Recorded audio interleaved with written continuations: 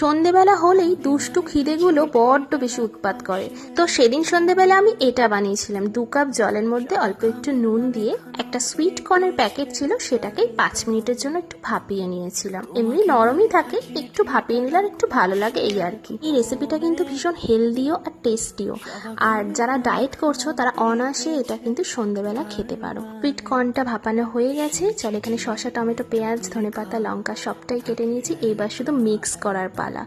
তো তোমরা চাইলে এখানে আরও কিছু দিতে পারো, বাট আমার ঘরে এটুকুই ছিল, আমি এটুকুই দিলাম। একটু লঙ্কা দিলাম কারণ একটু ঝাল ঝাল হলে ভালো লাগে এই আর কি। এখানে অনেকে মেয়োনিজও দেয়, বাট আমার ভালো লাগে না মেয়োনিজ, তাই দিলাম না। তো স্বাদ মতো একটু নুন, একটু চাট মশলা আর অনেকটা লেবুর রস দেবো। আমি অনেকটাই দিয়েছি, একটু টকটক হলে ভালো লাগে। এবার সুন্দর করে মিক্স করে নিলেই রেডি আমাদের কর্ন চাট। দেখো দেখতেই কতটা কালারফুল হয়েছে, খেতেও হয়েছিল দুর্দান্ত টেস্টি।